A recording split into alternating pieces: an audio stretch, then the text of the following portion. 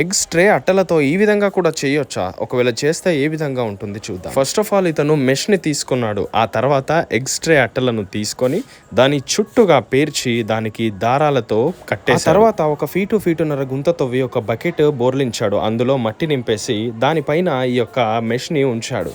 దాని చుట్టూరా మట్టి నింపేసి లోపల కొద్దిగా సిమెంట్ వేయడం స్టార్ట్ చేశాడు. ఆ లోపల ఉన్నటువంటి మట్టి మూసుకుపోయేంత వరకు సిమెంట్ పోసేసి దానిపైన మెష్లని వేశాడు. ఆ తరువాత ఒక బాటిల్ ని దాని అడుగు భాగాన్ని ఈ విధంగా సెంటర్ లో ఉంచి చుట్టూరా మట్టిని వేసి ఆ డబ్బాలో సిమెంట్ వేయడం స్టార్ట్ చేశాడు మూసుకుపోయే విధంగా. సిమెంట్ వేసిన తర్వాత పైనుండి మెష్ ని కూడా వేశాడు, ఎందుకంటే అది ఒక ఫౌండేషన్ గా పనిచేస్తుంది. ఆ తర్వాత మొత్తం మట్టిని పక్కకి బయటికి తీసిన తర్వాత చాలా విచిత్రంగా అనిపిస్తుంది కదా. ఇది చాలా అద్భుతంగా ఉంటుందేమో అని నేను అనుకుంటున్నాను.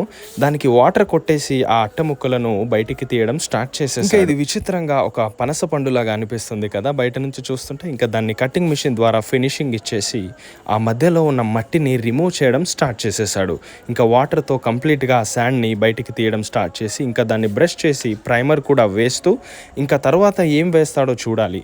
ఆ గోల్డెన్ కలర్ వేస్తున్నాడు చూడండి, ఎంత అద్భుతంగా అనిపిస్తుంది. ఇంకా మల్టీ కలర్స్ వేస్తున్నాడు దీనికి. ఇంకా టాప్ సైడ్ కూడా రెడ్ కలర్ వేసేస్తున్నాడు. దీన్ని తీసుకొని వెళ్ళి ఒక ప్లేస్ ని క్లీన్ చేసి ఆ ప్లేస్ లో దీనికి ఒక ఫౌండేషన్ ఫైనల్ గా ఇది మొక్క పెట్టడానికి ఎంత అద్భుతంగా చేశాడు కదా. మరి మీ అభిప్రాయాన్ని తెలియజేయండి.